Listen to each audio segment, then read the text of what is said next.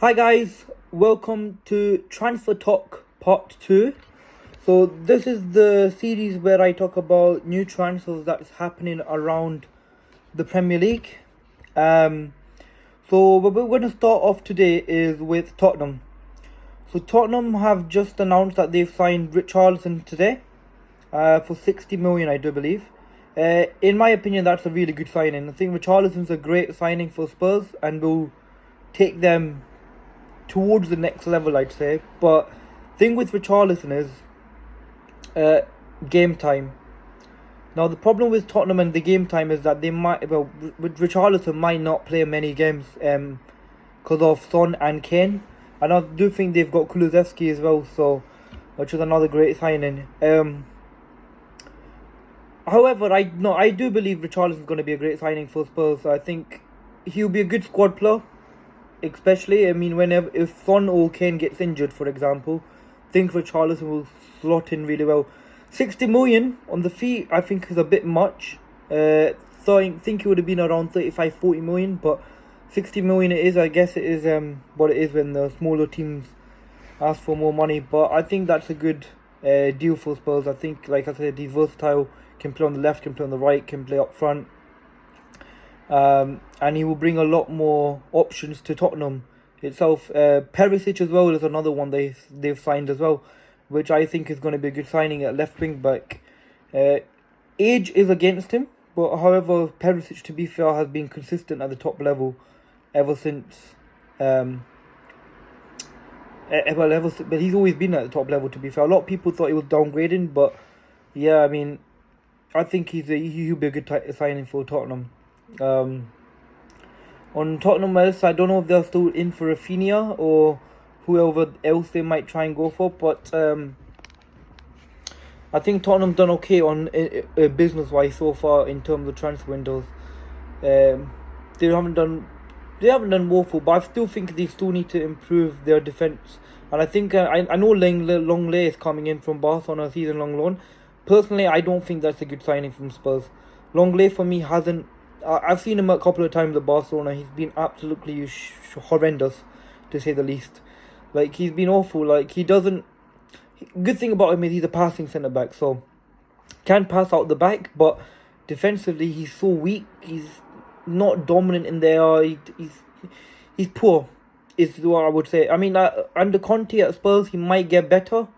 Of course, with a defensive manager, because Longley, when he first signed for Barca, it was actually a good signing, but.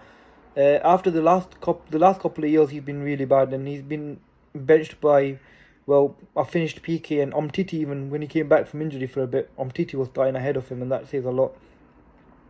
So I still think Tottenham need a better signing in centre back, but if they think that's the best one, then that's what it is, I guess. And I think they were on for that Jed Spence from Nottingham Forest as well, which I don't know much about. Looks like a good young right back upcoming right back, so could do well.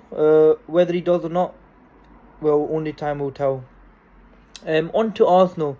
So they haven't announced Jesus yet, but I've already talked on my previous video on what I would think, what he would bring to Arsenal, and I think he's gonna bring a lot to Arsenal. Like I already said, like in terms of goals, he's not the clinical finisher, but he will score goals whenever given an opportunity. But he takes a bit more opportunities to score. But I think that's a great deal for Arsenal. As well as, Rafinha at the moment is looking like he's going straight to Barcelona instead of Arsenal or Chelsea at the moment. I know Chelsea's got a 60 million bid accepted on him, but I think he's Barcelona bound, if I'm honest with you. But then in the Arsenal, I think have had, like I said, a very good window.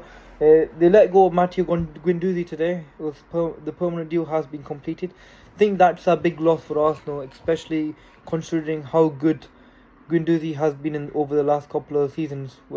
Especially last year actually at Marseille, incredible player. But I guess Arsenal will find someone else to fill that role if they've not already. I mean, they've got Partey and Xhaka. But I feel like Arsenal might bring a replacement in, buy an extra midfielder in just to cover that role as well. But in terms of Arsenal's business, like I said, so far it's good. They're getting a squad in, they're improving their overall team. They are just lacking I think if they sign that winger and that Lisandro Martinez, they are sorted realistically. And one player I could see joining Arsenal this year is Gnabry.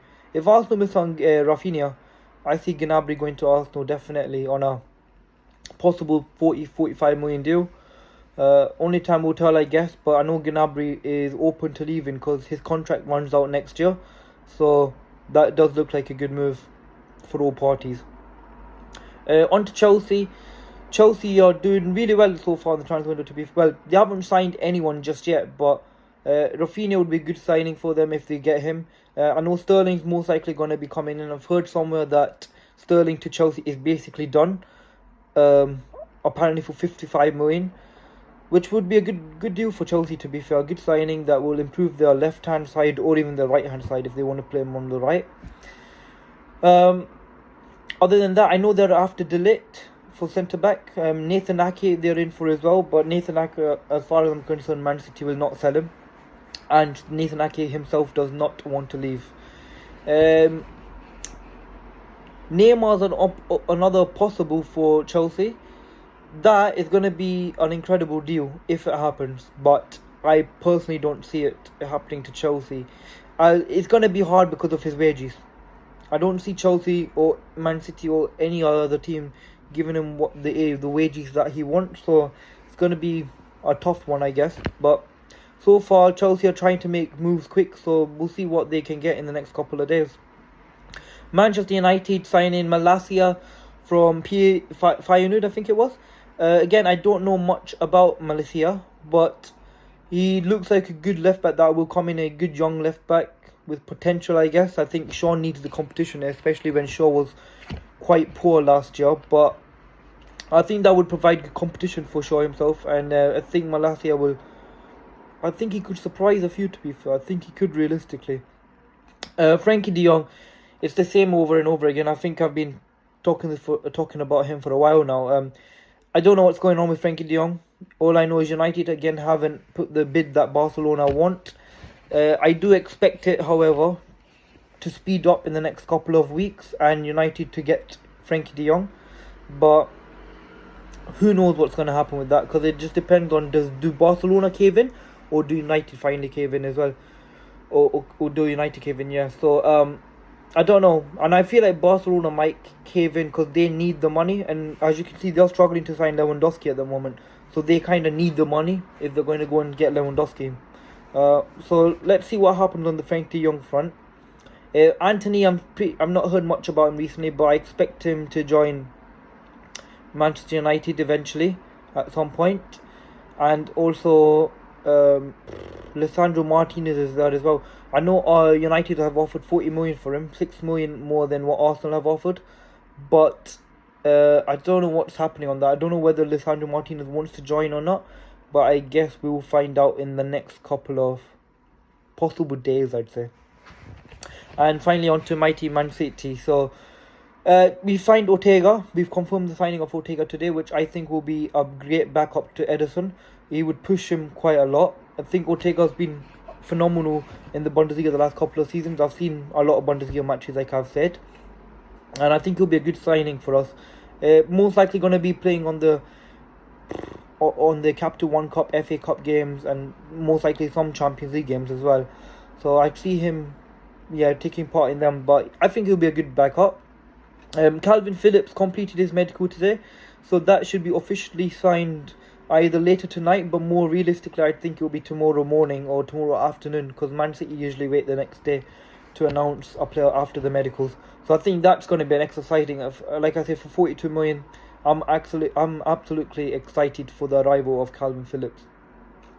Other than that, I know Cucurella is going to be happening soon. I know it will be a 50 million fee that will hopefully come in once we sell Sterling, and fingers crossed that will be done soon enough. I'm expecting it to be done, as I said, in 2 weeks before Man City's pre-season starts. And the possible Neymar. Now Neymar's been linked with us. And again, I do think Neymar's available, but I don't believe Man City are going to go in for the kind of fee that PSG want. I think it's 50 million for him, which is quite reasonable, to be fair. But if you add the wages on top of that, 700 grand a week is a lot of money, and I personally don't think Man City are going to break the wage structure that we currently have just to accommodate Neymar. As a Man City fan, obviously I want Neymar. I've seen Man City miss out on Messi in 2020, Messi in 2021, and Ronaldo in 2021. I don't want to see Man City miss out on Neymar, the third best player of the generation. So I hope we get it over the line if we can. If there is a possibility of signing him, would be perfect to replace Sterling. And if we sign him, I reckon that will help us win the Champions League, definitely. But we'll see with Neymar. I feel like Neymar's going to be towards the end. I think he's going to drag along as much as it is, and then we'll see what happens. But it would be a great signing. Apart from that, I know Man City's been linked with centre backs as well, just in case Ake leaves. We've been looking at Pau Torres, De Ligt, and Timber. I don't know much what's going on. It's at the moment it's just paper talk at the moment, so I wouldn't read into too much of them. But in terms of that, that's been good business. So yeah, let's see what the next few weeks brings us.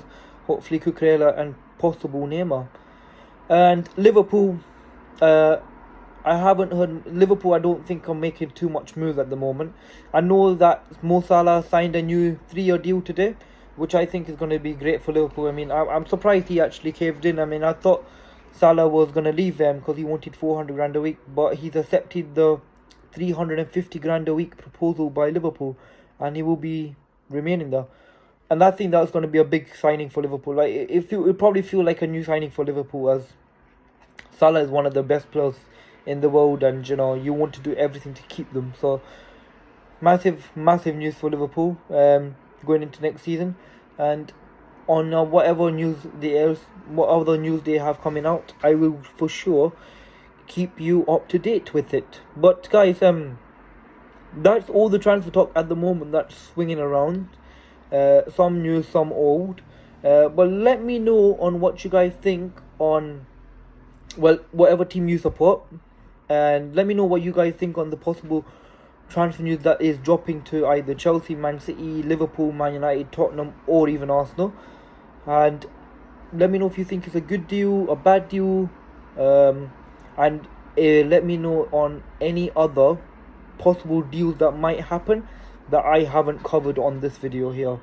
But in terms of that is Transfer Talk Part 2 done for today. But yeah, I hope you guys like the video, and if you do, please comment below on what you guys think of all the transfer news that I've just mentioned. And if you could subscribe, that would be absolutely amazing.